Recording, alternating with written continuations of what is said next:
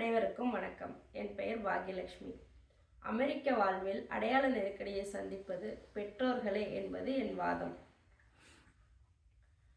புதுசாக ஒரு அறிமுகம் இல்லாத நபரை நம்ம சந்திக்கிறோம் அப்படின்னு வச்சுக்கோங்களேன். அப்போ நம்ம என்ன கேள்வி கேட்போம்? உன் பேர் என்ன அப்படின்னு கேட்போம். என்ன பண்ணுற அப்படின்னு கேட்போம். இந்த என்ன பண்ணுற அப்படிங்கிற கேள்வி அவங்க என்ன தொழில் பண்ணுறாங்க, என்ன வேலை பார்க்குறாங்க அப்படின்றத குறிக்கிறதுக்கான ஒரு கேள்வி. அமெரிக்கா வந்தனாலேயே பெரும்பாலான மக்கள் நான் ஹோம் மேக்கராக இருக்கேன் அப்படின்னு சொல்லுவாங்க. அதுக்கான காரணம் என்ன அப்படின்னு கேட்டிங்க அப்படின்னா, டிபெண்ட் விசா அப்படிங்கிற ஒரு விஷயம்.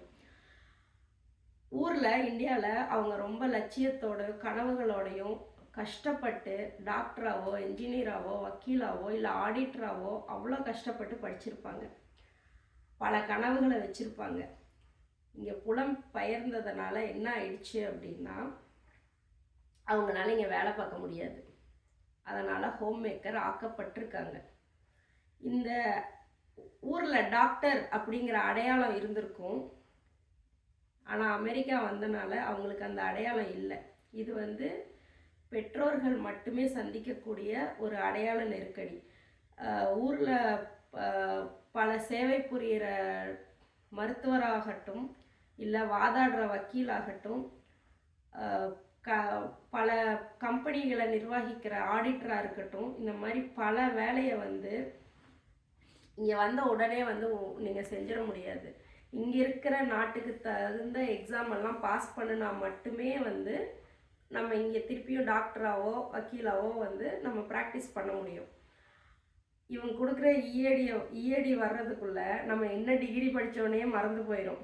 அதுக்கப்புறம் நீங்கள் அதுக்கு மேலே எக்ஸாம் எழுதுறதுக்குள்ளே நமக்கு இங்கே குடும்பம் குழந்தைன்னெல்லாம் ஆயிடும். அதனால் எனக்கு தெரிஞ்ச பல நண்பர்கள் அவங்க அடையாளத்தை ஹோம் மேக்கர் அப்படின்றத மாற்றிக்கிட்டு இப்போ கூட பிடிச்ச வேலையை விட்டுட்டு கிடைச்ச வேலையை பண்ணிக்கிட்டு இருக்கிறத நான் இங்கே பார்த்துருக்கேன். இது பெற்றோர்கள் சந்திக்கிற அடையாள நெருக்கடியில் மிக முக்கியமான ஒன்று. அடுத்ததாக பார்த்தீங்கன்னா, ஒரு பழமொழி இருக்குது. முன்ன போனால் முட்டுது, பின்ன வந்தால் உதைக்குதுன்னு நம்ம கேள்விப்பட்டிருப்போம். அந்த பழமொழிக்கு சிறந்த எடுத்துக்காட்டு சொல்லணும் அப்படின்னு பார்த்தீங்கன்னா, இங்கே இருக்கிற பெற்றோர்களை தாங்க சொல்லணும். ஏன் அப்படின்னு கேட்டிங்கன்னா, இங்கே இருக்கிற யாருமே நம்மளை இங்கத்தாள் அப்படின்றத ஒத்துக்க மாட்டாங்க. இந்தியன் பேரண்ட்ஸ் அப்படின்னு சொல்லிடுவாங்க.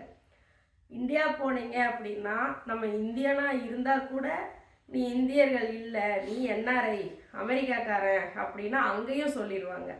இங்கேயும் சேராமல் அங்கேயும் சேராமல் ரெண்டு நாட்டுக்கு நடுவில் அல்லல் படுறதே இங்கே இருக்கிற பெற்றோர்களுடைய வாழ்வின் ஒரு அங்கமாக ஆயிடுச்சு.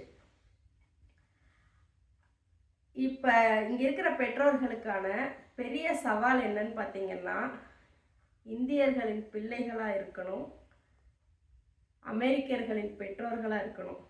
ஒரு சில சமயத்தில் நம்ம யார் அப்படிங்கிறதையே நம்ம மறந்துடுற நிலைமைக்கு வந்துடுறோம். வேர்களை தொலைத்த மரங்கள் இன்னொரு இடத்துல போய் உயிர்ப்போடு இருப்பது அவ்வளவு எளிதல்ல. ஆனால் அந்நிய மண்ணில் அந்த மரங்கள் உயிர்ப்போடு இருக்கிறது மட்டும் இல்லாமல் அதன் விழுதுகளையும் பாதுகாத்து நல்ல வழியில் கொண்டு செல்வது இங்கே இருக்கிற பெற்றோர்களின் பெரும் சவாலாக இருக்குது. அதனால் பெரும்பாலான அடையாள நெருக்கடியை பெற்றோர்கள் தான் சந்திக்கிறாங்க அப்படின்னு சொல்லி என் வாதத்தை முடித்துக்கொள்கிறேன். வாய்ப்புக்கு நன்றி. வணக்கம்.